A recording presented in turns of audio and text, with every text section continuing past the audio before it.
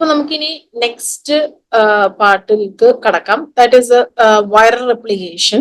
നമ്മളിപ്പോ ഇത്രയും നേരം പറഞ്ഞത് വൈറസിന്റെ മോർഫോളജി, അതിന്റെ സൈസ്, അതിന്റെ ഷേപ്പ്, അതുപോലെ തന്നെ അതിന്റെ ക്ലാസിഫിക്കേഷൻ കാര്യങ്ങളൊക്കെ പറഞ്ഞു.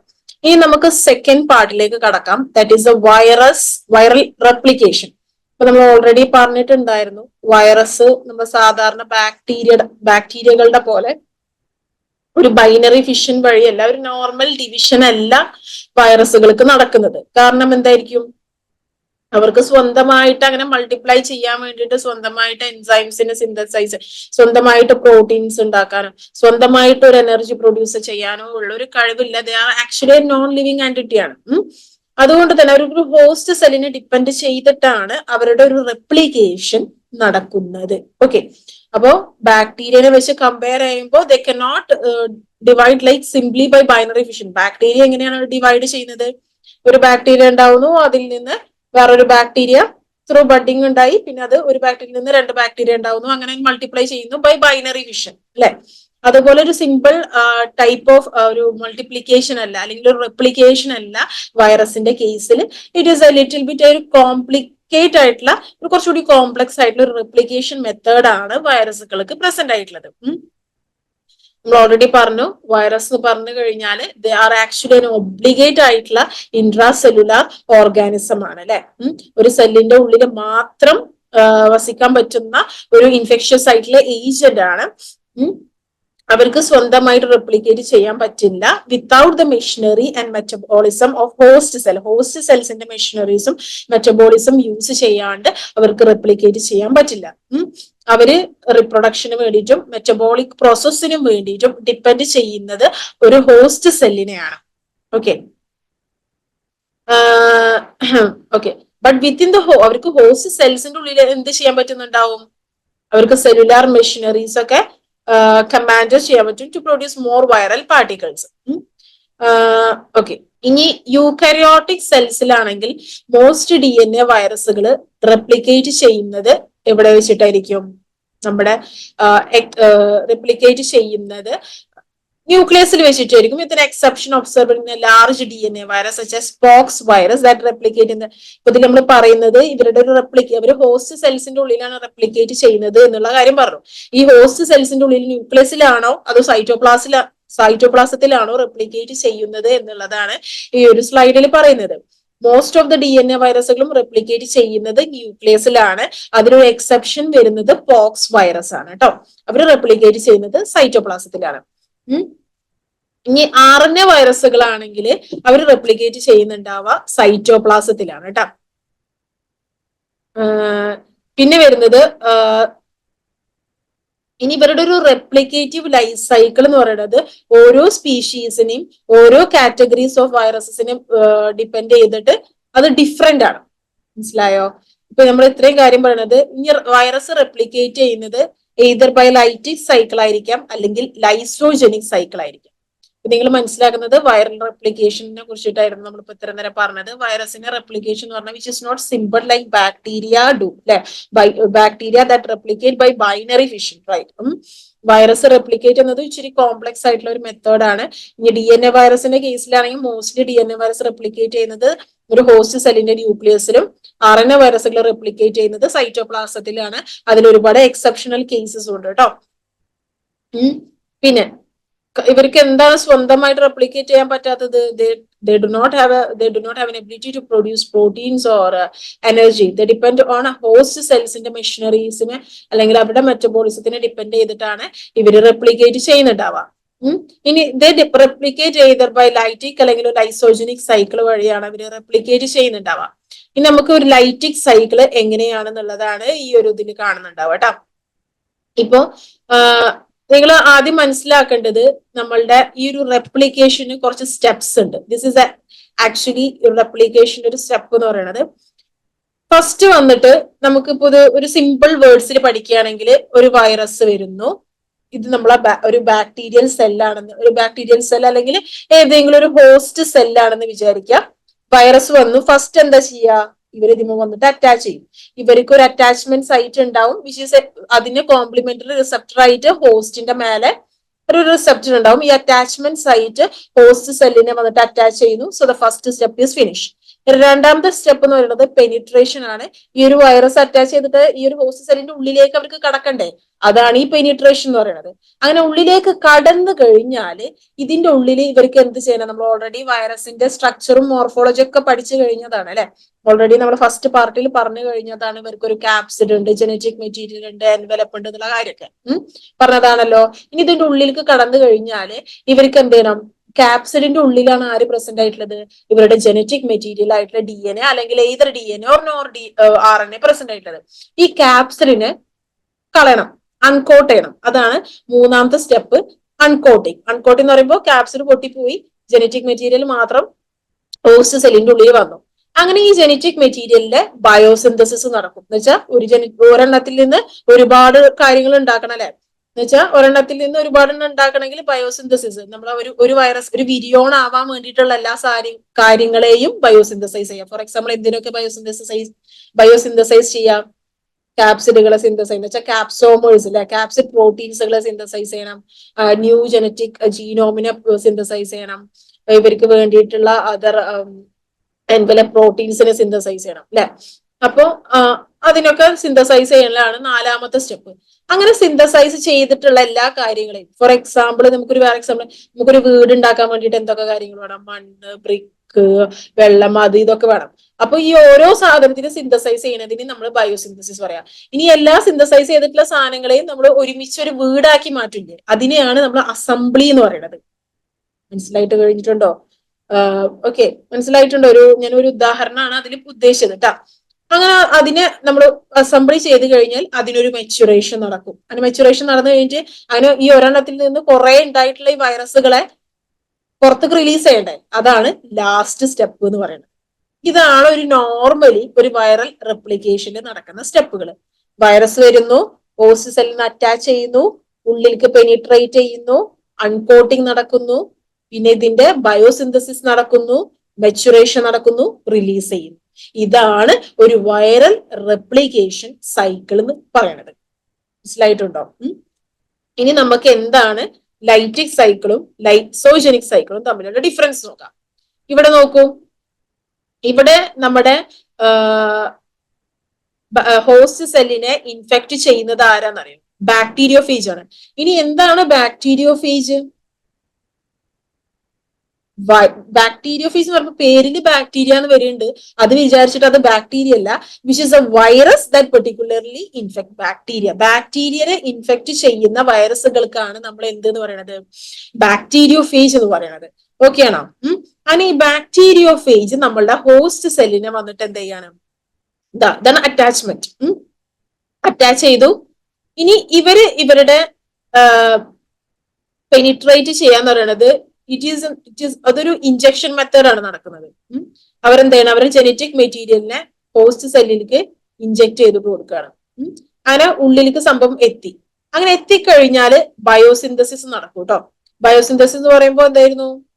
ബൈ ത്രൂ ട്രാൻസ്ക്രിപ്ഷൻ, ട്രാൻസ്ലേഷൻ വഴി ന്യൂ പ്രോട്ടീൻസിനെ സിന്തസൈസ് ചെയ്യും. അങ്ങനെ ബയോസിന്തസിസ് നടക്കുകയാണ്. ന്യൂ ആയിട്ട് അവരുടെ ഫേജ് DNA-നും അതുപോലെ തന്നെ ഫേജ് പ്രോട്ടീൻസിനും റെപ്ലിക്കേഷൻ നടക്കുകയാണ് ബയോസിന്തസിസിൽ. ഓക്കെ, ഇനി അടുത്തൊരു സ്റ്റെപ്പിൽ എന്താ സംഭവിക്കുന്നത്? നാലാമത്തെ സ്റ്റെപ്പ് അല്ല, അതിനു മുമ്പ് എന്ത് സംഭവിക്കുന്നു? ബയോസിന്തസിസ് അസംബ്ലി എന്നുള്ളൊരു സ്റ്റെപ്പ് നടക്കുന്നു. പിന്നെ ഈ ഒരു സംഭവത്തിന് മെച്ചുറേഷൻ നടക്കുന്നു, ലൈസിസ് നടക്കുന്നു. ഈ സെല്ല് പൊട്ടിപ്പോയിട്ട് സെൽ ലൈസിസ്, എന്നിട്ട് ഉള്ളിൽ ഫോം ചെയ്തിട്ടുള്ള ന്യൂ ഫേജസിനെ റിലീസ് ചെയ്യുന്നു. അതാണ് ലൈറ്റിക്. ലൈറ്റിക് എന്ന് പറയുമ്പോൾ എന്താ? ആ ഹോസ്റ്റ് സെല്ല് പൊട്ടിപ്പോയിട്ട് അതിനെ ബാക്കിയുള്ളതിനെല്ലാം പുറത്തേക്ക് റിലീസ് ചെയ്യുക. മനസ്സിലായോ? അതാണ് നമ്മുടെ ലൈറ്റിക് സൈക്കിൾ എന്ന് പറയുന്നത്. എന്തെങ്കിലും ഡൗട്ട് ഉണ്ടോ? എന്തെങ്കിലും ഇതുണ്ടെങ്കിൽ നമ്മൾ എന്ത് ചെയ്യുക? ആദ്യം ഈ സ്റ്റെപ്പുകൾ പഠിക്കുക. എന്തൊക്കെ സ്റ്റെപ്പുകൾ ഉണ്ട്? അറ്റാച്ച്മെന്റ്, പെനിട്രേഷൻ, ഇത് എന്താന്നുള്ളത് ബേസിക് ആയിട്ട് നോക്കുക. അതിനുശേഷം ലൈറ്റിക് സൈക്കിൾ എന്ന് പറഞ്ഞു കഴിഞ്ഞാൽ ഇത് നമ്മളൊരു എക്സാമ്പിൾ എടുത്തിരുന്നത് ബാക്ടീരിയോഫേജ് ആണ്. Which particularly attach to the host സെല്ലിന് വന്ന് അറ്റാച്ച് ചെയ്തു. അവരുടെ ജനറ്റിക് മെറ്റീരിയൽ, അവരുടെ ജീനോമിനെ ഇതിൽ ഇഞ്ചക്ട് ചെയ്തു. അതിന്റെ ബയോസിന്തസിസ് നടന്നു. ന്യൂ ആയിട്ടുള്ള ഫേജ് ഡി എൻ എനെയും അവരുടെ ക്യാപ്സിഡിനും ഒക്കെ റെപ്ലിക്കേറ്റ് ചെയ്തു. പിന്നെ അസംബ്ലി നടക്കുന്നു, അതിനുശേഷം മെച്ചുറേഷൻ നടക്കുന്നു, അസംബ്ലി ആൻഡ് മെച്ചുറേഷൻ നടക്കുന്നു, ലൈസിസ് ഒക്കർ ചെയ്യുന്നു. This is particularly our lytic cycle. Now okay, ഇനി എന്താണ് നമ്മുടെ ലൈസോജനിക് സൈക്കിൾ എന്ന് പറയുന്നത്? So this is particularly lysogenic cycle കേട്ടോ. അപ്പൊ എന്താണ് ലൈസോജനിക് സൈക്കിൾ നടക്കുന്നത് എന്നുള്ളത് നോക്കാം. ഈ ഒരു ലൈസോജനിക് സൈക്കിൾ എന്താ നടക്കുന്നത്? ഈ ഒരു ബാക്ടീരിയോഫേജ് അവരുടെ ജീനോമിനെ ഇൻജെക്ട് ചെയ്ത് കഴിഞ്ഞാൽ ഈ ജീനോം എന്ത് ചെയ്യുന്ന വെച്ചാല് ഹോസ്റ്റ് ജീനോമായിട്ട് ഇൻകോപ്പറേറ്റ് ചെയ്യാണ്. ഈ ഫിഗറിൽ കറക്റ്റ് നിങ്ങൾക്ക് മനസ്സിലാവും. ഇത് ഈ ഒരു ഫേജ് ജീനോമിനെ ഡിനോട്ട് ചെയ്യുന്നത് ഒരു ബ്ലൂ കളറിലും ഹോസ്റ്റ് ജീനോമിനെ ഡിനോട്ട് ചെയ്യുന്നത് ഒരു പിങ്ക് കളറിലുമാണ്. അപ്പൊ ഈ ഒരു ബ്ലൂ കളർ പിങ്ക് കളറിൽ ഇൻകോപ്പറേറ്റ് ചെയ്തിട്ട് നിങ്ങൾക്ക് രണ്ടാമത്തെ ഇതിൽ കാണാൻ പറ്റുന്നുണ്ടാവും അല്ലെ. അപ്പോ എന്ത് ചെയ്യുന്നുണ്ടാവും? ഇവിടെ ഫേജ് ഡി എൻ എന്ത് ചെയ്യാണ്? ഈ ഒരു ഹോസ്റ്റ് ജീനോമിൽ വന്നിട്ട് ഇൻകോപ്പറേറ്റ് ചെയ്യാണ്. മനസ്സിലായോ? അങ്ങനെ എന്നിട്ട് ഈ ഹോസ്റ്റ് സെല്ല് എന്ത് ചെയ്യാണ്? സാധാരണ എന്ത് വഴി? സെൽ ഡിവിഷൻ, ബൈനറി ഫിഷൻ വഴി മൾട്ടിപ്ലൈ ചെയ്യും. The cell divides and prophage DNA is passed on to the daughter cell. അങ്ങനെ ഇത് മൾട്ടിപ്ലൈ ചെയ്യുന്ന സമയത്ത് ഇതിലുള്ള ഫേജ് ജീനോം അതിന്റെ ഡോട്ടർ ജീനോമിൽക്ക് എന്ത് ചെയ്യുന്നുണ്ടാവും? പാസ് ചെയ്യുന്നുണ്ടാവും. അങ്ങനെ ഒരു സ്ട്രെസ്ഫുൾ കണ്ടീഷൻ വരുന്ന സമയത്ത് ഈ പ്രോഫേജിന്റെ ഡി എൻ എന്ത് ചെയ്യും? ഇതിൽ നിന്ന് കട്ട് ചെയ്തിട്ട് പോകും. ഓക്കെ, എന്നിട്ട് നേരിട്ടിട്ട് എന്ത് സംഭവിക്കുക? ലൈറ്റിക് സൈക്കിൾ ഉണ്ടാക്കുക. പിന്നെ ബാക്കിയുള്ളതൊക്കെ നമ്മളെ ലൈറ്റിക് സൈക്കിൾ പോലെ നമ്മളെ phage D N A replicate ചെയ്യുന്നു, അതിന് അസംബ്ലി നടക്കുന്നു, അതിനുശേഷം റിലീസ് ചെയ്യുന്നു, which is similar to that of the. ഇവിടെ മുതൽ എന്താണ്? ലൈറ്റിക് സൈക്കിളിന്റെ സെയിം. ഓക്കെ, നമ്മള് വൈറസ് റെപ്ലിക്കേഷനെ കുറിച്ചിട്ടാണ് പഠിക്കുന്നത്. വൈറസിന്റെ റെപ്ലിക്കേഷൻ എന്ന് പറയുന്നത് ബാക്ടീരിയൽ ഡിവിഷൻ പോലെ which is not that simple, it is a complex ആയിട്ടുള്ള ഡിവിഷൻ ആണെന്നുള്ള കാര്യം പറഞ്ഞു. We have a lytic cycle and lysogenic cycle എന്ന് പറഞ്ഞു. ഡി എൻ എ വൈറസുകൾ എവിടെയാണ് റെപ്ലിക്കേറ്റ് ചെയ്യുന്നത്? ആർ എൻ എ വൈറസുകൾ എവിടെയാണ് റെപ്ലിക്കേറ്റ് ചെയ്യുന്നത്? എന്തൊക്കെയാണ് എക്സെപ്ഷൻസ് എന്നുള്ള കാര്യങ്ങൾ ഓർത്ത് വെക്കണം കേട്ടോ. പിന്നെ എത്ര സ്റ്റെപ്പുകൾ ഉണ്ട് എന്നുള്ള കാര്യം ഓർത്ത് വെക്കുക. Okay, so these are the basic step എന്ന് പറയുന്നത്. ഇതൊക്കെയാണ് അറ്റാച്ച് ചെയ്തു, പെനിട്രേറ്റ് ചെയ്തു, അൺകോട്ട് ചെയ്തു. ഇനി ഇതിലുള്ള ഓരോ കാര്യങ്ങളും നമ്മൾ ഡീറ്റെയിൽ ആയിട്ട് പഠിക്കുന്നുണ്ട്. ബിഫോർ ദാറ്റ് നമ്മൾ ലൈറ്റിക് സൈക്കിളും അതുപോലെ തന്നെ ലൈസോജനിക് സൈക്കിളും തമ്മിലുള്ള ഡിഫറൻസുകൾ പഠിച്ചു കേട്ടോ. Okay, now let's see. So see, നമുക്ക് വേറൊരു ഫിഗറും കൂടെ കൊടുത്തിട്ടുണ്ട്. ഒരു വൈറസ് വരുന്നു, ആ വൈറസ് എന്ത് ചെയ്യാണ്? അറ്റാച്ച് ചെയ്തു, അതിനുശേഷം അതിന് അൺകോട്ടിങ് നടക്കുന്നുണ്ട്. അൺകോട്ടിങ് നടന്നു കഴിഞ്ഞാൽ അതിന് ബയോസിന്തസിസ് ആണ് നടക്കുന്നത് അല്ലെ. ബയോസിന്തസിസ് എന്ന് പറയുമ്പോൾ അതിൽ നിന്ന് എന്ത് സംഭവിക്കുകയാണ്? നമ്മൾ ഒരു ജീനോമ്, ഈ ജീനോമിൽ നിന്ന് ട്രാൻസ്ക്രിപ്ഷൻ വഴി mRNA ഉണ്ടാവുന്നു. ഈ mRNAക്ക് ട്രാൻസ്ലേഷൻ വഴി എന്ത് ചെയ്യാണ്? പ്രോട്ടീൻസിനെ സിന്തസൈസ് ചെയ്യും. ഈ പ്രോട്ടീൻസും കാര്യങ്ങളൊക്കെ അസംബ്ലി ഒക്കർ ചെയ്യാണ്. അസംബ്ലി ഒക്കർ ചെയ്തിട്ട് പിന്നെ എന്ത് ചെയ്യാണ്? അതിന് മെച്ചുറേഷൻ നടക്കുന്നു, അതിനെ റിലീസ് ചെയ്യുന്നു. അതാണ് ഈ ഒരു ഫിഗറിൽ കാണുന്നത്. You can see here. Okay, virus വന്ന് അറ്റാച്ച്, നമുക്ക് ഒരുപാട് നിങ്ങൾക്ക് കുറച്ചുകൂടി ഈസി ആയിട്ട് അണ്ടർസ്റ്റാൻഡ് ചെയ്യാൻ വേണ്ടി ഒരുപാട് ഫിഗേഴ്സ് കൊടുത്തിട്ടുണ്ട് കേട്ടോ. അറ്റാച്ച് ചെയ്തു, പെനിട്രേറ്റ് ചെയ്തു, അൺകോട്ടിങ്. അതിന്റെ അൺകോട്ടിങ് എന്ന് പറയുമ്പോൾ അതിന് ചുറ്റോറുള്ള ക്യാപ്സിഡ് ഉണ്ടല്ലോ, പിന്നെ അൺകോട്ടിങ് ചെയ്തത് കണ്ടില്ലേ? അതിനുശേഷം അതിന് റെപ്ലിക്കേഷൻ നടക്കണ്ടേ? റെപ്ലിക്കേഷൻ എങ്ങനെയാണ് നടക്കുന്നത്? You have a particular D N A or R N A. ഈ ഡി എൻ എക്ക് അല്ലെങ്കിൽ ആർ എൻ എക്ക് എന്ത് സംഭവിക്കുകയാണ്? ട്രാൻസ്ക്രിപ്ഷൻ നടക്കുകയാണ്, അതിൽ നിന്ന് ട്രാൻസ്ലേഷൻ ഉണ്ടാവുന്നു. അങ്ങനെ നമുക്ക് സ്ട്രക്ചറൽ ആയിട്ടുള്ള പ്രോട്ടീൻസ് കിട്ടും. You have regulatory proteins and structural proteins. അത് അസംബ്ലി ഒക്കർ ചെയ്യുന്നു, അസംബ്ലി ഒക്കർ ചെയ്തു, അതിനുശേഷം എന്ത് ചെയ്യാണ്? മെച്ചുറേഷൻ നടന്നിട്ട് യു ക്യാൻ സീ റിലീസ് നടക്കുന്നത്. സോ ദിസ് ഈസ് പെർട്ടിക്കുലർലി ഒരു വൈറസ് റെപ്ലിക്കേഷന്റെ സ്റ്റെപ്പ് എന്ന് പറയുന്നത്. ഓക്കെ, നമ്മുടെ ഫസ്റ്റ് സ്റ്റെപ്പ് എന്തായിരുന്നു? അറ്റാച്ച്മെന്റ് ആണ് അല്ലെ. അറ്റാച്ച്മെന്റ് ആണ് ഫസ്റ്റ് സ്റ്റെപ്പ് എന്ന് പറയുന്നത്. അറ്റാച്ച്മെന്റിൽ എന്തൊക്കെയാണ് നടക്കുന്നതെന്ന് വെച്ചാല് glycoprotein in the viral lipid envelope or molecule on the nucleocapsid attached to specific receptor molecule on the host cell. നമ്മളെ വൈറസുകൾക്ക് ഒരു പെർട്ടിക്കുലർ ആയിട്ടുള്ള അറ്റാച്ച്മെന്റ് സൈറ്റ് ഉണ്ടാവും. അത് പെർട്ടിക്കുലർലി എന്ത് ചെയ്യും? ഹോസ്റ്റ് സെല്ലിന്റെ റിസെപ്റ്റർ മോളിക്യൂളിനെ വന്നിട്ട് സ്പെസിഫിക്കലി അറ്റാച്ച് ചെയ്യാണ്. ഈ ഒരു virus host receptor molecule relationship എന്ന് പറഞ്ഞു കഴിഞ്ഞാൽ ഹൈലി സ്പെസിഫിക് ആണ്. Okay, accordingly many viruses can only infect a limited range of cells. നമുക്കൊരു എക്സാമ്പിൾ പറയുകയാണെങ്കിൽ the human immunodeficiency virus preferentially infect T helper cells as they express CD4 receptor molecules on their cell membrane. The glycoprotein 120 molecule found in the lipid envelope of the HIV is able to bind with this receptor molecule. അപ്പൊ നമ്മളെ വൈറസിന്റെ attachment സൈറ്റും host cell മെംബ്രെയിനുള്ള specific റിസപ്റ്ററും highly specific ആണെന്നാണ് ഈ ഒരു കാര്യത്തിൽ പറയുന്നത്. അറ്റാച്ച്മെന്റ് എന്ന് പറയുന്നത് വെറുതെ എവിടെയെങ്കിലും പോയിട്ട് അറ്റാച്ച് ചെയ്യല്ല, അതിനോട് സ്പെസിഫിക് ആയിട്ടുള്ള റിസപ്റ്റർ എവിടെയാണ് ഉള്ളത് അതിനെ പോയിട്ട് ബൈൻഡ് ചെയ്യുക. അതാണ് നമ്മളെ HIV വൈറസിൽ പറയുന്നത്. അവർക്ക് സ്പെസിഫിക് ആയിട്ടുള്ള ഗ്ലൈക്കോപ്രോട്ടീൻ 120 മോളിക്യൂൾ ഉണ്ട്. അവര് ബൈൻഡ് ചെയ്യുന്നത് T ഹെൽപ്പർ സെല്ലിന്റെ മേലുള്ള CD4 റിസപ്റ്ററിനായിരിക്കും ബൈൻഡ് ചെയ്യുക. അപ്പൊ അതൊരു ഹൈലി സ്പെസിഫിക് ആയിട്ടുള്ള ഒരു ബൈൻഡിങ് ആണ്, ഒരു സ്പെസിഫിക് ആയിട്ടുള്ള റിലേഷൻഷിപ്പ് ആണ് അവിടെ നടക്കുന്നത്. അതാണ് അറ്റാച്ച്മെന്റിൽ പറയാനുള്ളത്. നെക്സ്റ്റ് പറയാൻ പോകുന്നത് പെനിട്രേഷനെ കുറിച്ചിട്ടാണ്. പെനിട്രേഷൻ നമ്മൾ നേരത്തെ പറഞ്ഞു അല്ലെ. Penetration, the process of attachment to a specific receptor can induce conformational changes in viral capsid proteins or the lipid envelope that results in the fusion of virus and cellular membrane. അപ്പൊ നമ്മള് ഈ ഒരു virus വന്നിട്ട് host cell മെംബ്രെയിനുള്ള specific റിസപ്റ്ററിനെ പോയിട്ട് bind ചെയ്ത് കഴിഞ്ഞാൽ അവിടെ ഒരു കൺഫോർമേഷണൽ ചേഞ്ചസ് ആണ് ഒക്കർ ചെയ്യുന്നത് അല്ലെ. അപ്പൊ എന്ത് സംഭവിക്കുകയാണ്, സം DNA വൈറസസ് എൻറ്റർ ചെയ്യുന്നത് എങ്ങനെയാന്ന് വെച്ചാല് ത്രൂ റിസപ്റ്റർ മീഡിയേറ്റഡ് എൻഡോസൈറ്റോസിസ്. ഇപ്പൊ ചില വൈറസുകൾക്ക് എൻവലപ്പും കാര്യങ്ങളൊന്നും ഇല്ലാത്ത വൈറസുകളാണെങ്കിൽ ഇപ്പൊ നമുക്ക് അത് ഒരു 3 ഡിവിഷൻ ആയിട്ട് പഠിക്കുന്നുണ്ട് കേട്ടോ. അപ്പൊ പെനിട്രേഷൻ ഒക്കർ ചെയ്യുന്നത് എങ്ങനെയാന്ന് വെച്ചാൽ ഈ ഒരു അറ്റാച്ച്മെന്റ് ഒക്കർ ചെയ്ത് കഴിഞ്ഞാൽ അവിടെ ഒരു കൺഫോർമേഷണൽ ചേഞ്ചസ് ഒക്കർ ചെയ്യുന്നുണ്ട് അല്ലെ, ഒരു കൺഫോർമേഷണൽ ചേഞ്ചസ് ഒക്കർ ചെയ്യുന്നുണ്ട്. ഇനി ഈ ഒരു വൈറസ് ഹോസ്റ്റ് സെല്ലിലേക്ക് എൻറ്റർ ചെയ്യുന്നത് എന്ത് മെക്കാനിസം ഡിപ്പെൻഡ് ചെയ്തിട്ടാന്ന് വെച്ചാൽ അവരുടെ ഒരു സ്ട്രക്ചറിനെ ബേസ് ചെയ്തിട്ട് അവർക്ക് ലിപ്പിഡ് മെംബ്രെയിന് പ്രസന്റ് ആണെന്ന് വെച്ചാൽ അവർക്ക് എൻവലപ്പ് ഉണ്ടോ അല്ലെങ്കിൽ അവർ എൻവലപ്പ് ഇല്ലേ അല്ലെങ്കിൽ അവരൊരു ബാക്ടീരിയോ ഫേജ് ആണോ അതിനൊക്കെ ബേസ് ചെയ്തിട്ടാണ് ഈ ഒരു പെനിട്രേഷൻ ഒക്കർ ചെയ്യുന്നുണ്ടാവുക. For example, in case of ഒരു എൻവലപ്ഡ് വൈറസ് ആണെങ്കിൽ cytoplasmic membrane fusion, the virus fuses with the host cell cytoplasmic membrane and the viral contents are then released into the cytoplasm. Okay, ഇപ്പോ enveloped ആയിട്ടുള്ള virus ആണെങ്കിൽ എന്താ സംഭവിക്കുന്നുണ്ടാവുക, അവരുടെ envelope ഈ host സെല്ലിന്റെ cytoplasmic മെംബ്രെയിനുമായിട്ട് fuse ചെയ്യും. എന്നിട്ട് ബാക്കിയുള്ള കണ്ടന്റ്സ് മാത്രമാണ് സൈറ്റോപ്ലാസത്തിലേക്ക് റിലീസ് ചെയ്യുന്നത്.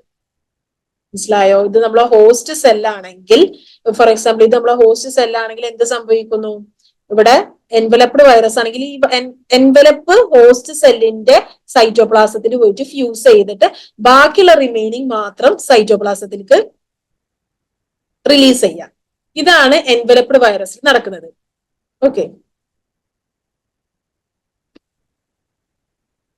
ഇനി ഇൻ കേസ് ഓഫ് നെയ്ക്ഡ് വൈറസ് എന്ന് പറഞ്ഞാൽ എൻവലപ്പ് ഇല്ലാത്ത വൈറസ് ആണെങ്കിൽ എന്ത് പറയുന്നു, ഡയറക്ട്ലി സൈറ്റോപ്ലാസ്മിക് മെംബ്രെയിനിലേക്ക് അവരെന്ത് ചെയ്യുന്നുണ്ടാവും, ഡയറക്റ്റ് ആയിട്ട് സൈറ്റോപ്ലാസ്മിക് മെംബ്രെയിനിലേക്ക് അവര് പാസ് ചെയ്യാണ് ബൈ എൻഡോസൈറ്റോസിസ് വഴി.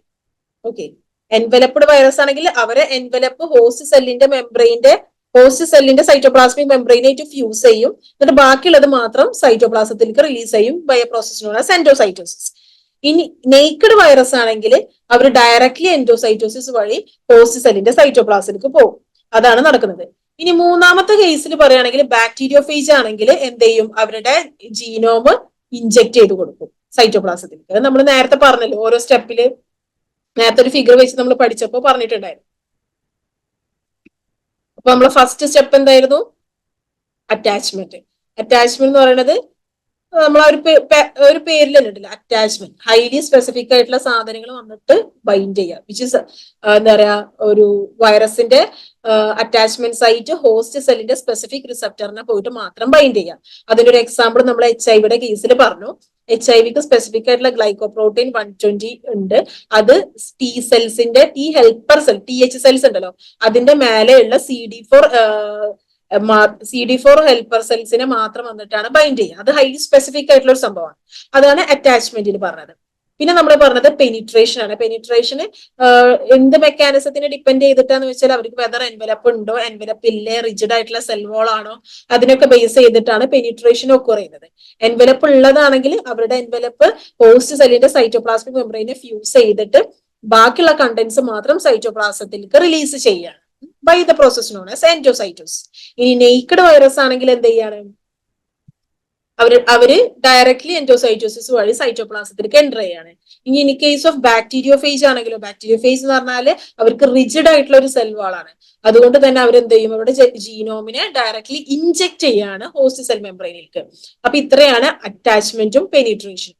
ഇനി നമ്മൾ മൂന്നാമത്തത് പറഞ്ഞത് എന്തായിരുന്നു, അൺകോട്ടിംഗ് ആണ്. അൺകോട്ടിംഗ് എന്ന് പറയുന്നത് നമ്മൾ ഹോസ്റ്റ് സെല്ലിന്റെ ലൈസോസോമൽ എൻസൈം എന്ത് ചെയ്യും, ഈ ഒരു ക്യാപ്സിഡിന് ഉണ്ടല്ലോ, ഈ ഒരു ജീനോമിനെ സറൗണ്ട് ചെയ്തിട്ടുള്ള ക്യാപ്സിഡ് ഉണ്ടല്ലോ, ക്യാപ്സോമേഴ്സ്, അതിനെന്ത് ചെയ്യണം, അൺകോട്ട് ചെയ്യണം. അൺകോട്ട് ചെയ്യുമ്പോൾ അത് എന്തിന്റെ ഹെൽപ്പോട് കൂടിയിട്ടാണ് അൺകോട്ട് ചെയ്യുന്നത്, ലൈസോസോമൽ എൻസൈം, ഹോസ്റ്റ് സെല്ലിന്റെ എൻസൈമിന്റെ ഹെൽപ്പോട് കൂടിയിട്ട്.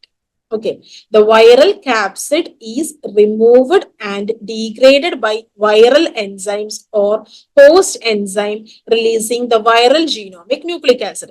അപ്പോൾ ഹോസ്റ്റ് എൻസൈംസ് ഇതിനെ ഡീഗ്രേഡ് ചെയ്തിട്ട് ഇവരുടെ വൈറൽ ജീനോമിക് ന്യൂക്ലിക് ആസിഡിനെ റിലീസ് ചെയ്യും.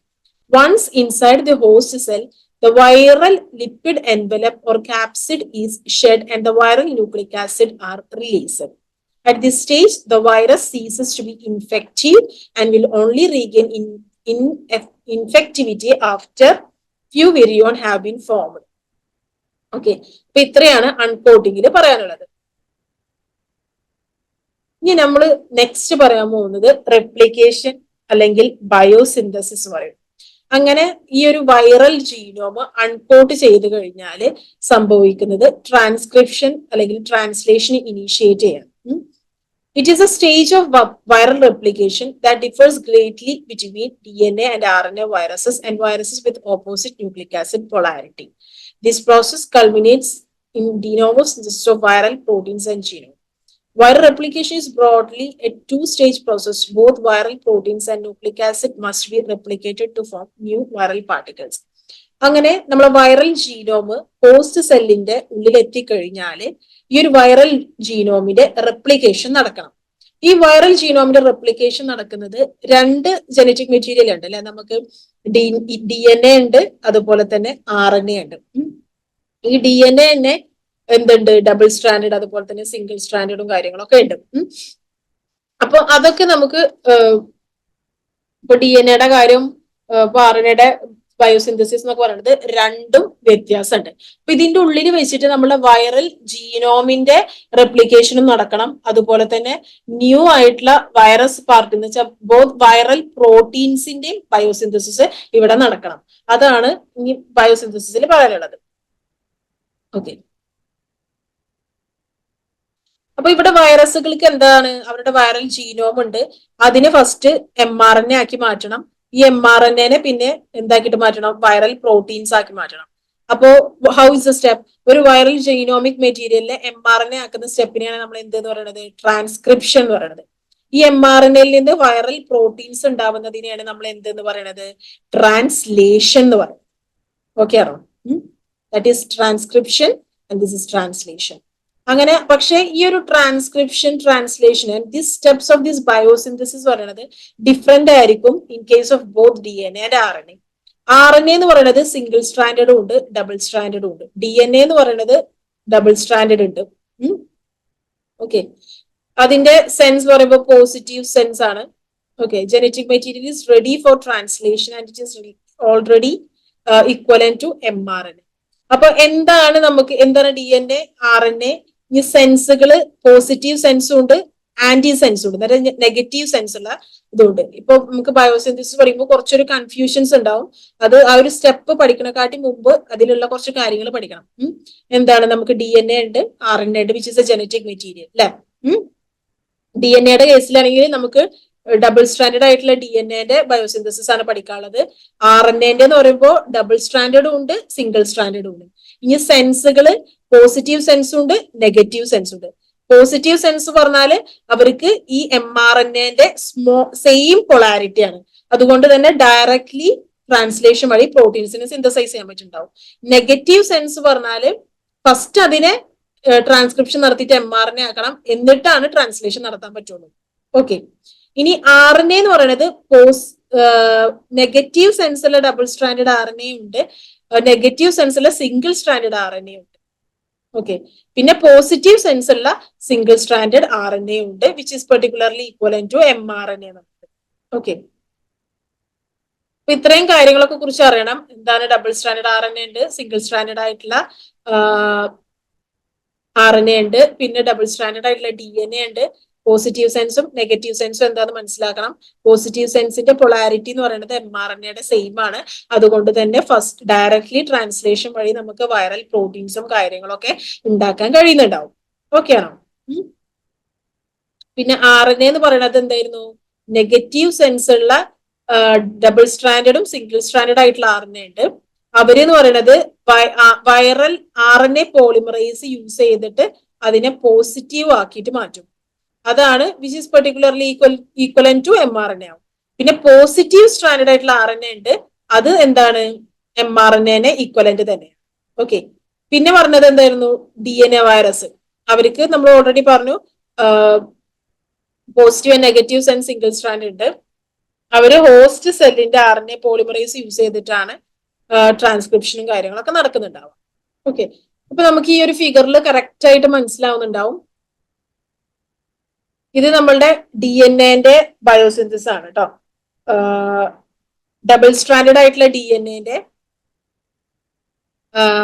ബയോസിന്തസിസ് ആണ്. V have A parental DNA ഉണ്ട്. ഓക്കെ, ഈ പാരന്റൽ ഡബിൾ സ്ട്രാൻഡഡ് DNA എന്ന് പറഞ്ഞാല് എന്താണ്? അതിന് ട്രാൻസ്ക്രിപ്ഷൻ വഴി എന്ത് സംഭവിക്കും? ഏർലി mRNA ഉണ്ടാവും. ഈ ഏർലി mRNAക്ക് ട്രാൻസ്ലേഷൻ നടന്നിട്ട് എന്തുണ്ടാവും? ഏർലി പ്രോട്ടീൻസ് ഉണ്ടാവും.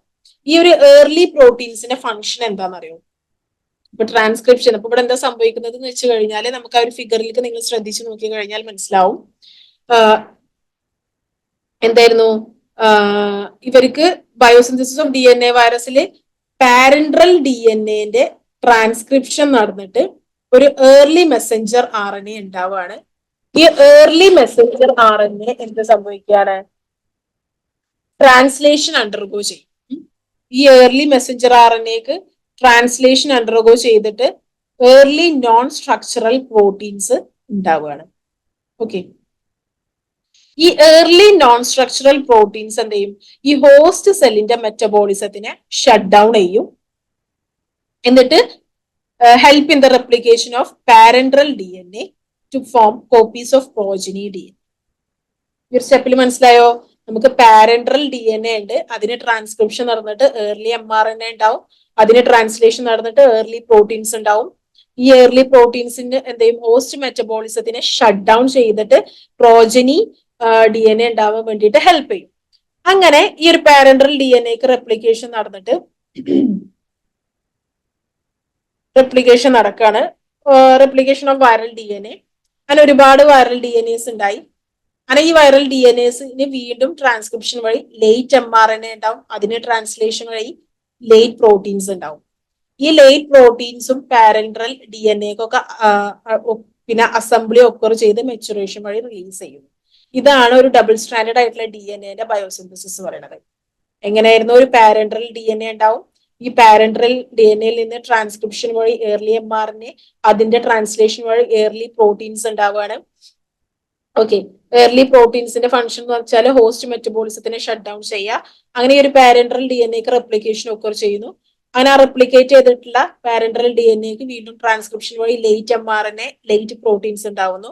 ഈ ലേറ്റ് പ്രോട്ടീൻസിനും പാരന്റൽ റെപ്ലിക്കേറ്റ് ചെയ്ത് വന്നിട്ടുള്ള പാരന്റൽ DNAക്കും അസംബ്ലി വഴി ന്യൂ ഡോട്ടർ വിരിയോൺസിനെ കിട്ടുന്നു. ഇതാണ് ഒരു DNA വൈറസിന്റെ ബയോസിന്തസിസ് പറയുന്നത്. ഇനി RNA പറയുകയാണെങ്കിൽ now let's talk about the RNA biosynthesis. നമ്മൾ RNA ബയോസിന്തസിസ് പറയുമ്പോൾ നമുക്ക് സിംഗിൾ സ്ട്രാൻഡഡ് ആയിട്ടുള്ള RNA ഉണ്ട്, that is both positive and negative sense ഉള്ളത്. പിന്നെ ഡബിൾ സ്റ്റാൻഡേർഡ് ആയിട്ടുള്ള RNA ബയോസിന്തസിസ്. അങ്ങനെ 3ആയിട്ടാണ് പഠിക്കുന്നത്. പോസിറ്റീവ് സെൻസ് ഉള്ള RNA സിംഗിൾ സ്റ്റാൻഡേർഡ് RNA വൈറസും, നെഗറ്റീവ് സെൻസ് ഉള്ള സിംഗിൾ സ്റ്റാൻഡേർഡ് RNA വൈറസും, ഡബിൾ സ്റ്റാൻഡേർഡ് ആയിട്ടുള്ള RNA വൈറസിന്റെയും ബയോസിന്തസിസ് ആണ് പറയുന്നത്. അപ്പോൾ ഇതിൽ നമ്മൾ ഫസ്റ്റ് പറയുന്നത് പോസിറ്റീവ് സെൻസ് ഉള്ള single standard RNA virus. Okay, positive സെൻസുള്ള സിംഗിൾ സ്റ്റാൻഡേർഡ് RNA വൈറസിനെ കുറിച്ച് പറയുകയാണെങ്കിൽ ആദ്യം നമ്മൾ ഈ പോസിറ്റീവ് സെൻസുള്ള സിംഗിൾ സ്റ്റാൻഡേർഡ് RNA വൈറസ് പറയുമ്പോൾ ഇവർക്ക് ആരുടെ സെയിം പൊളാരിറ്റിയാണ്? mRNA സെയിം പൊളാരിറ്റി ആണ്. അതുകൊണ്ട് തന്നെ ഈ പോസിറ്റീവ് സെൻസുള്ള സിംഗിൾ സ്റ്റാൻഡേർഡ് RNAയിൽ നിന്ന് നമുക്ക് എന്തൊക്കെ ചെയ്യണം? ഫിഗറിൽ നിന്ന് കറക്റ്റ് മനസ്സിലാവും അല്ലെ? ഇവർക്ക് സെയിം പൊളാരിറ്റി ആയതുകൊണ്ട് തന്നെ ഇവരിൽ നിന്ന് എന്തുണ്ടാവും? ഏർലി പ്രോട്ടീൻസ് ഉണ്ടാവുകയാണ് ട്രാൻസ്ലേഷൻ വഴി. ഈ ഒരു ഏർലി പ്രോട്ടീൻസിന്റെ ഫംഗ്ഷൻ എന്താന്ന് വെച്ചാൽ ഇത് act as an RNA polymerase ആയിട്ട് ആക്ട് ചെയ്യും. RNA പോളിമറൈസ് ആയിട്ട് ആക്ട് ചെയ്യുമ്പോൾ ഈ പോസിറ്റീവ് സെൻസുള്ള സിംഗിൾ സ്റ്റാൻഡേർഡ് RNA എന്തായിട്ട് മാറും? നെഗറ്റീവ് സെൻസുള്ള RNA ആയിട്ട് മാറും. അതിന് പിന്നെ വീണ്ടും ട്രാൻസ്ക്രിപ്ഷൻ വഴി പോസിറ്റീവ് സെൻസുള്ള സിംഗിൾ സ്റ്റാൻഡേർഡ് ആയിട്ട് മാറുന്നു. ഓക്കെ, അതിന്റെ ട്രാൻസ്ലേഷൻ വഴി വീണ്ടും എന്തൊക്കെ ചെയ്യുന്നു? വൈറൽ പ്രോട്ടീൻസുകൾ ഉണ്ടാവുന്നു. ആ വൈറൽ പ്രോട്ടീൻസും പോസിറ്റീവ് സെൻസുള്ള സിംഗിൾ സ്റ്റാൻഡേർഡ് RNA വഴി പുതിയ ഡോട്ടർ വിരിയോൺസ് ഉണ്ടാവും. ഓക്കെ, നമ്മളെ പോസിറ്റീവ് സെൻസുള്ള ഇതിപ്പോ പോസിറ്റീവ് സെൻസുള്ള single standard RNA virus which is having same polarity of mRNA. അതിൽ നിന്ന് നേരിട്ട് തന്നെ ട്രാൻസ്ലേഷൻ വഴി വൈറൽ പ്രോട്ടീൻസ് ഉണ്ടാവുന്നു. ഈ വൈറൽ പ്രോട്ടീൻസിന്റെ ഒരു ഫംഗ്ഷൻ എന്ന് പറഞ്ഞാൽ they act as an RNA polymerase ആയിട്ടാണ് അവർ ആക്ട് ചെയ്യുന്നത്. അവർ എന്നിട്ട് എന്ത് ചെയ്യും? ഈ RNA പോളിമറൈസ് എൻസൈമിന്റെ ഹെൽപ്പോട് കൂടിയിട്ട് പോസിറ്റീവ് സെൻസുള്ള single standard RNA negative sense ആവുന്നു. അതിന് വീണ്ടും ട്രാൻസ്ക്രിപ്ഷൻ വഴി പോസിറ്റീവ് സെൻസ് ഉള്ളതിനായിട്ട് മാറുന്നു. അതിൽ നിന്ന് ട്രാൻസ്ലേഷൻ വഴി എന്തുണ്ടാവുന്നു? ലേറ്റ് വൈറൽ പ്രോട്ടീൻസ് ഉണ്ടാവുന്നു. ഈ ലേറ്റ് വൈറൽ പ്രോട്ടീൻസും പോസിറ്റീവ് സെൻസുള്ള സിംഗിൾ സ്റ്റാൻഡേർഡ് RNAയുടെ അസംബ്ലി വഴി നമുക്ക് ഡോട്ടർ വിരിയോൺസ് ഉണ്ടാവുന്നു. ഇൻ കേസ് ഓഫ് നെഗറ്റീവ് ആയിട്ടുള്ള RNA ആണെങ്കിൽ അവർക്ക് സെയിം പൊളാരിറ്റി ആണോ? അല്ല. അപ്പൊ അവർക്ക് എന്ത് സംഭവിക്കും? ട്രാൻസ്ക്രിപ്ഷൻ വഴി നടക്കും. ട്രാൻസ്ക്രിപ്ഷൻ നടന്നിട്ട് എന്തായിട്ട് മാറും? പോസിറ്റീവ് ആയിട്ടുള്ള മാറും. ഈ പോസിറ്റീവിന് വീണ്ടും എന്ത് സംഭവിക്കും? ട്രാൻസ്ലേഷൻ വഴി വൈറൽ പ്രോട്ടീൻസ് ഉണ്ടാവും. പിന്നെ ഈ പോസിറ്റീവ് ഉള്ളത് വീണ്ടും ട്രാൻസ്ക്രിപ്ഷൻ വഴി എന്ത് സംഭവിക്കുന്നു? നെഗറ്റീവ് ആണ്. അങ്ങനെ നെഗറ്റീവ് സെൻസ് ഉള്ളതും നേരത്തെ സിന്തസൈസ് ചെയ്തിട്ടുള്ള വൈറൽ പ്രോട്ടീൻസും കൂടിയിട്ട് അസംബ്ലി വഴി ഡോട്ടർ വിരിയോൺസ് ഉണ്ടാവും. ഇനി ഡബിൾ സ്റ്റാൻഡേർഡ് ആയിട്ടുള്ള എന്താ സംഭവിക്കുക? വി ഹാവ് ഡബിൾ സ്റ്റാൻഡേർഡ് എന്ന് പറയുമ്പോൾ ഒന്ന് പോസിറ്റീവ് ഉണ്ടാവും, ഒന്ന് നെഗറ്റീവ് ഉണ്ടാവും അല്ലെ? പോസിറ്റീവ് എന്ത് ചെയ്യും? ട്രാൻസ്ലേഷൻ വഴി വൈറൽ പ്രോട്ടീൻ ഉണ്ടാവും. നെഗറ്റീവ് ട്രാൻസ്ക്രിപ്ഷൻ വഴി പോസിറ്റീവ് ആവും. ഓക്കെ, പിന്നെ പോസിറ്റീവ് ട്രാൻസ്ക്രിപ്ഷൻ വഴി നെഗറ്റീവ് ആവും. എന്നിട്ട് അത് രണ്ടും നേരത്തെ സിന്തസൈസ് ചെയ്തിട്ടുള്ള വൈറൽ പ്രോട്ടീൻസും കൂടിയിട്ട് ഡോട്ടർ വിരിയോൺസ് ഫോം ചെയ്യും. ഇത്രയും കാര്യങ്ങളാണ് RNAയുടെ ബയോസിന്തസിസിൽ പറയാനുള്ളത്. നിങ്ങൾക്ക് ഒരു ഇച്ചിരി കൺഫ്യൂഷൻസ് ഉണ്ടാവും. അത് നമ്മൾ DNA ഫസ്റ്റ് എന്ത് ചെയ്യുക? പഠിക്കുക, കറക്റ്റ് ആയിട്ട് പഠിക്കുക. നമ്മൾ ചിന്തിക്കേണ്ട കുറച്ച് മനസ്സിൽ വെക്കേണ്ട ഒരു കാര്യം എന്താന്ന് വെച്ച് കഴിഞ്ഞാല് പോസിറ്റീവ് സെൻസ് ഉള്ള RNA ആണെങ്കിൽ അവർക്ക് mRNAയുടെ സെയിം പൊളാരിറ്റി ആണ്. അപ്പൊ ഡയറക്ട്ലി ട്രാൻസ്ലേഷൻ വഴി പ്രോട്ടീൻസിനെ ഉണ്ടാക്കുക എന്നുള്ള കാര്യം ഓർത്ത് വെക്കണം. ഓക്കെ ആണോ? അപ്പോ DNA മറക്കരുത്. DNA എന്ന് പറയുമ്പോൾ നമുക്ക് ഡബിൾ സ്റ്റാൻഡേർഡ് ആയിട്ടുള്ള DNA ആണ്. ഈ DNAക്ക് ഈ ട്രാൻസ്ക്രിപ്ഷൻ വഴി എന്താ കിട്ടുക? mRNAയിൽ നിന്ന് എന്ത് ട്രാൻസ്ലേഷൻ വഴി പ്രോട്ടീൻ ഉണ്ടാവുന്നു. ഇത് ഏർലി ആയിട്ടുള്ള പ്രോട്ടീൻസ് ആണ്. ഈ ഏർലി പ്രോട്ടീൻസിന്റെ ഒരു ഫംഗ്ഷൻ എന്ന് വെച്ചാൽ ഈ ഹോസ്റ്റ് മെറ്റബോളിസത്തിനെ ഷട്ട് ഡൗൺ ചെയ്യാം. ഓക്കെ, അങ്ങനെ നമ്മളുടെ പാരന്റൽ DNA നമ്മളുടെ വൈറലിന്റെ ജീനോമിന്റെ റെപ്ലിക്കേഷൻ തന്നിട്ട് അത് ഒരുപാട് ഉണ്ടാവുന്നു. എന്നിട്ട് അതിന് വീണ്ടും ട്രാൻസ്ക്രിപ്ഷൻ വഴി ലേറ്റ് mRNAയും ലേറ്റ് പ്രോട്ടീൻസ് ഉണ്ടാവുന്നു. അങ്ങനെ അസംബ്ലി വഴി ഡോട്ടർ വിരിയോൺസ് ഉണ്ടാവുന്നു. ഓക്കെ, പിന്നെ RNAന്റെ 3 എണ്ണം ഉണ്ട്. സിംഗിൾ നെഗറ്റീവ് സെൻസ് ഉള്ള RNAയും പോസിറ്റീവ് സെൻസ് ഉള്ള RNA ഉണ്ട്, ഡബിൾ സ്റ്റാൻഡേർഡ് ആയിട്ടുള്ള RNA ഉണ്ട്. ഓക്കെ, നെക്സ്റ്റ് സ്റ്റെപ്പ് എന്താണ്? അസംബ്ലി അല്ലെ? ഇങ്ങനെ ഫോം ചെയ്തിട്ടുള്ള പ്രോട്ടീൻസിനെയും കാര്യങ്ങളൊക്കെ ന്യൂക്ലിക് ആസിഡിനെയും ഒക്കെ എന്ത് ചെയ്യും? പാക്ക് ചെയ്തിട്ട് ഒരു പ്രോജനി വിരിയോൺ ആക്കിയിട്ട് മാറ്റുക. അതാണ് അസംബ്ലി എന്ന് പറയുന്നത്. പിന്നെ മെച്ചുറേഷൻ. അങ്ങനെ ഒരു അസംബ്ലി ചെയ്ത് കഴിഞ്ഞാൽ ഈ ഒരു ഡോട്ടർ വിരിയോൺസിന്റെ മെച്ചുറേഷൻ നടക്കുകയാണ് ഒന്നെങ്കിൽ ഹോസ്റ്റ് സെൽസിന്റെ ന്യൂക്ലിയസിൽ അല്ലെങ്കിൽ അവരുടെ സൈറ്റോപ്ലാസത്തില് അല്ലെങ്കിൽ മെംബ്രെയിനിലൊക്കെ വെച്ചിട്ട് ഇവരുടെ ഒരു മെച്ചുറേഷൻ നടക്കും. അതാണ് മെച്ചുറേഷൻ എന്നുള്ള സ്റ്റെപ്പ്. ഇനി ലാസ്റ്റ് സ്റ്റെപ്പാണ് വൈറൽ റിലീസ്. ഓക്കെ, ലാസ്റ്റ് സ്റ്റെപ്പാണ് നമ്മുടെ വൈറൽ റിലീസ് എന്ന് പറയുന്നത് കേട്ടോ. ഓക്കെ, അപ്പോ നമ്മുടെ ലാസ്റ്റ് സ്റ്റെപ്പാണ് റിലീസ് എന്ന് പറയുന്നത്. റിലീസ് ചെയ്യുന്നത് ഒന്നെങ്കിൽ ലൈസിസ് വഴിയായിരിക്കും അല്ലെങ്കിൽ ബഡ്ഡിങ്. ലൈസിസ് പറയുന്നത് എന്താ, അവർ ഇൻഫെക്ട് ചെയ്ത ഹോസ്റ്റ് സെൽസിനെ അവർ പൊട്ടിച്ചിട്ട് അവർ പുറത്തേക്ക് പോകുന്നു. അല്ലെങ്കിൽ രണ്ടാമത്തെ ഒരു മെത്തേഡ് എന്ന് പറയുന്നത് ബഡ്ഡിങ് വഴിയാണ്. ബഡ്ഡിങ് വഴി എന്ന് പറയുമ്പോൾ നമ്മുടെ എൻവലപ്ഡ് വൈറസ് ആയിട്ടുള്ള ഇൻഫ്ലുവൻസ എ വൈറസുകളൊക്കെ ഹോസ്റ്റ് സെല്ലിൽ നിന്ന് പുറത്തു പോകുന്നത് ഒരു ബഡ്ഡിങ് വഴിയായിരിക്കും. ഓക്കെ, ഈ ഒരു ബഡ്ഡിങ് വഴി അവർ ഇൻഫെക്ട് ചെയ്ത ഹോസ്റ്റ് സെൽസിനെ കില്ല് ചെയ്യുന്നില്ല. അവർ യൂഷ്വലി കില്ല് ചെയ്യാണ്ട് അവരെന്ത് ചെയ്യാണ്, ബഡ്ഡിങ് വഴി പുറത്തു പോവാണ്. അങ്ങനത്തെ വൈറസുകളെയാണ് നമ്മൾ സൈറ്റോപത്തിക് വൈറസസ് എന്ന് പറയുന്നത്. മനസ്സിലായോ? അങ്ങനത്തെ ഒരു വൈറസുകളെയാണ് നമ്മൾ സൈറ്റോപത്തിക് വൈറസസ്. ഈ ഒരു കാര്യം ഓർത്ത് വെക്കുക. റിലീസ് ചെയ്യുന്നത് ഒന്നെങ്കിൽ ലൈസിസ് വഴിയായിരിക്കും അല്ലെങ്കിൽ ബഡ്ഡിങ് വഴിയായിരിക്കും കേട്ടോ. ഓക്കെ, ഇനി അബ്നോർമൽ ആയിട്ടുള്ള റെപ്ലിക്കേറ്റീവ് സൈക്കിളാണ് ഇൻകംപ്ലീറ്റ്. ഇപ്പൊ നമ്മളെ റെപ്ലിക്കേഷനിൽ നടക്കുന്ന സൈക്കിൾ എന്തെങ്കിലും അബ്നോർമാലിറ്റി ഉണ്ടായി കഴിഞ്ഞാൽ ഫോം ചെയ്യുന്ന കുറച്ച് സംഭവങ്ങളാണ് incomplete viruses, pseudovirions, abortive infection and defective viruses അല്ലെങ്കിൽ ഡിപ്പെൻഡോ വൈറസസ്. ഇതെന്തൊക്കെയാന്ന് വെച്ച് കഴിഞ്ഞാല് അതിൽ ഇൻകംപ്ലീറ്റ് വൈറസസ് എന്ന് പറഞ്ഞു കഴിഞ്ഞാല് ഇവിടെ നമ്മൾ അസംബ്ലിയുടെ സമയത്ത് വരുന്ന ഒരു ഡിഫക്റ്റ് ആണ്. എന്ന് വെച്ചാല് ഈ വൈറൽ ക്യാപ്സിഡുകള് ഒരു ക്യാപ്സിഡ് ഫോം ചെയ്യുന്നക്കാട്ട് ഒരു ക്യാപ്സോമേഴ്സ് വന്നിട്ട് ഇങ്ങനെ കൂടി ചേർന്നിട്ട് ക്യാപ്സിഡ് ഫോം ചെയ്യില്ലേ, അങ്ങനെ ഫോം ചെയ്യുന്ന സമയത്ത് അതിന്റെ ഉള്ളിൽ വൈറൽ ജീനോമിക് മെറ്റീരിയൽ ഇല്ലാണ്ടാവുന്ന ഒരു അവസ്ഥ. അതാണ് ഇൻകംപ്ലീറ്റ് ആയിട്ടുള്ള ഒരു വൈറസ് പറയുന്നത്. ഇതൊരു നോൺ ഇൻഫെക്റ്റീവ് ആയിട്ടുള്ള ഒരു ഫോം ആണ് കേട്ടോ. അതാണ് ഇൻകംപ്ലീറ്റ് വൈറസ് പറയുന്നത്. പിന്നെ പറയുന്നത് സ്യൂഡോവിരിയോൺസ് ആണ്. സ്യൂഡോവിരിയോൺസ് പറഞ്ഞാല് എന്താണ്, അവരുടെ ജീനോമിക് മെറ്റീരിയൽ എൻക്ലോസ് ചെയ്യണതിന്റെ പകരം ഹോസ്റ്റ് സെല്ലിന്റെ ജീനോമിക് മെറ്റീരിയലിനെ എൻക്ലോസ് ചെയ്യുക. അതാണ് സ്യൂഡോ വിരിയോൺസ് എന്ന് പറയുന്നത്. പിന്നെ മൂന്നാമത്തേതാണ് അബോർട്ടീവ് ഇൻഫെക്ഷൻ എന്ന് പറയുന്നത്. ഈ അബോർട്ടീവ് ഇൻഫെക്ഷൻ എന്ന് പറയുമ്പോൾ ഇവര് റോങ് ആയിട്ടുള്ള ഹോസ്റ്റ് സെല്ലിന്റെ ഉള്ളിൽ ചെല്ലുക. ഒരു പെർമസീവ് അല്ലാത്ത ഹോസ്റ്റ് സെല്ലിന്റെ ഉള്ളിൽ ചെന്ന് കഴിഞ്ഞാൽ റെപ്ലിക്കേഷൻ ഒന്നും കറക്റ്റ് ആയിട്ട് റെപ്ലിക്കേഷന്റെ എല്ലാ സൈക്കിളൊന്നും കറക്റ്റ് ആയിട്ട് നടക്കില്ല. അങ്ങനെ ഫോം ചെയ്യുന്ന വൈറസുകളാണ് അബോർട്ടീവ് ഇൻഫെക്ഷൻ എന്ന് പറയുന്നത്. ഇൻകംപ്ലീറ്റ് എന്ന് പറയുമ്പോൾ എന്താണ്, ക്യാപ്സിഡുകളെ ഈ ഒരു വൈറൽ ജീനോമിക് മെറ്റീരിയൽ എൻക്ലോസ് ചെയ്യാൻ മറക്കുക. അതൊരു നോൺ ഇൻഫെക്റ്റീവ് ആയിട്ടുള്ള സ്റ്റേജ് ആണ്. സ്യൂഡോവിരിയോൺസ് പറയുമ്പോൾ അവരുടെ സ്വന്തം ജീനോമിക് മെറ്റീരിയൽ എൻക്ലോസ് ചെയ്യുന്നതിന്റെ പകരം ഹോസ്റ്റ് ജീനോമിക് മെറ്റീരിയൽ എൻക്ലോസ് ചെയ്യാം. അതും ഒരു നോൺ ഇൻഫെക്റ്റീവ് ആയിട്ടുള്ള ഫോമാണ്, ഒരു ഡിഫക്റ്റീവ് ആയിട്ടുള്ള ഫോമാണ്.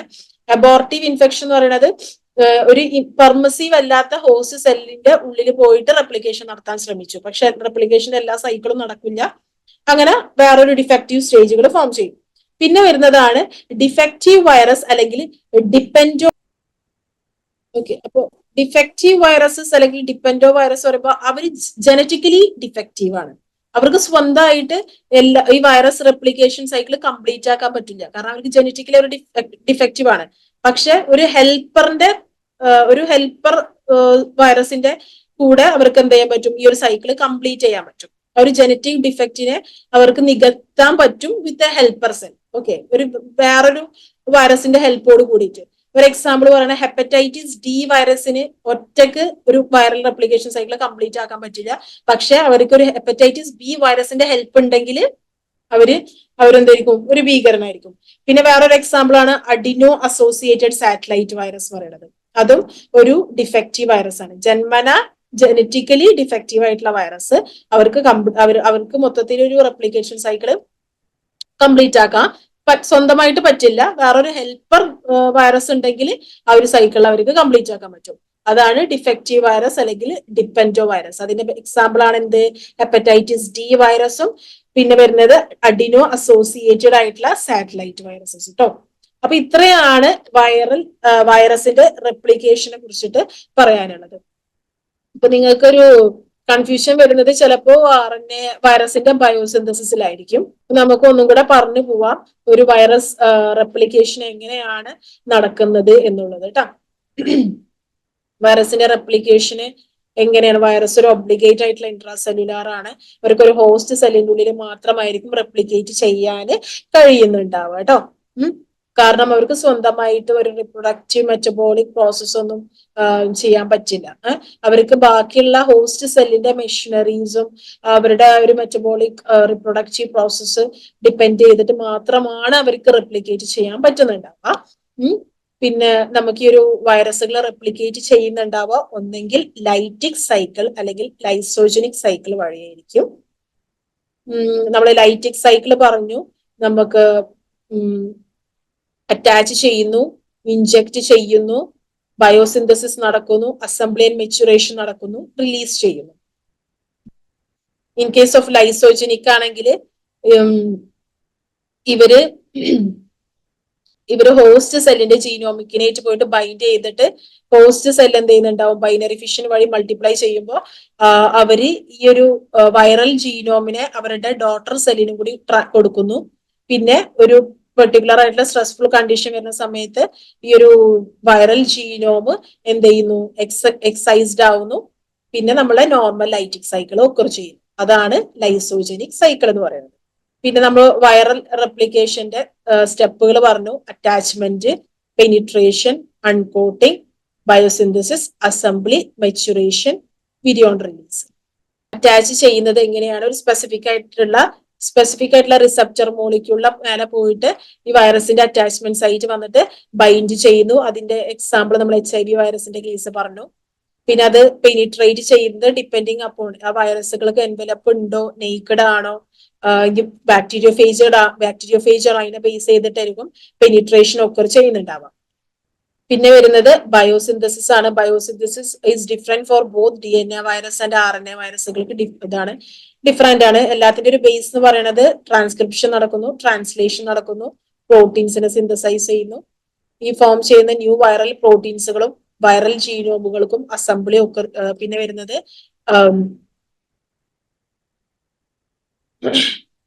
അസംബ്ലിയാണ്. അപ്പൊ നമ്മളൊരു DNA സിന്തസിസിന്റെ ബയോസിന്തസിസും കാണിക്കുന്നുണ്ട്, RNAന്റെ ബയോസിന്തസിസും ഇവിടെ കാണിക്കുന്നുണ്ട്. പിന്നെ അതിന് അസംബ്ലി ഒക്കെ ചെയ്യുന്നു, മെച്ചുറേഷൻ നടക്കുന്നു, റിലീസ് ചെയ്യുന്നു. റിലീസ് ചെയ്യുന്നത് രണ്ട് മെത്തേഡ് വഴിയാണ്, ഒന്നെങ്കിൽ ലൈസ് ചെയ്യും അല്ലെങ്കിൽ ബഡ്ഡിങ് വഴിയാണ് കേട്ടോ. പിന്നെ നമ്മൾ ലാസ്റ്റ് ആയിട്ട് പറഞ്ഞത് അബ്നോർമൽ ആയിട്ടുള്ള റെപ്ലിക്കേറ്റീവ് സൈക്കിൾസിനെ കുറിച്ചിട്ടാണ്. Incomplete viruses, pseudo virions, abortive infections, defective virus. ഈ ഡിഫക്റ്റീവ് വൈറസ് ഒന്നും ഒരിക്കലും മറക്കരുത് കേട്ടോ. അപ്പൊ ഇത്രയാണ് വൈറസിന്റെ ഇൻട്രൊഡക്ഷനും അതിന്റെ റെപ്ലിക്കേഷനും കാര്യങ്ങളും. വൈറസിന്റെ റെപ്ലിക്കേഷൻ സൈക്കിൾ എന്നൊക്കെ പറയുന്നത്. പിന്നെ നമുക്ക് ഇനി വരുന്ന ക്ലാസ്സുകളിൽ ഇനി ഇവരുടെ ലബോറട്ടറി ഡയഗ്നോസിസും അവരുടെ കൾച്ചറൽ മെത്തേഡ്സും കാര്യങ്ങളൊക്കെ നമുക്ക് പഠിക്കാനുണ്ട്. അപ്പൊ ഇത്രയും കാര്യങ്ങള് മനസ്സിലായെന്ന് വിചാരിക്കുന്നു. ഇനി ഒരു അടുത്ത ക്ലാസ്സിൽ കാണുന്നത് വരെ താങ്ക് യു.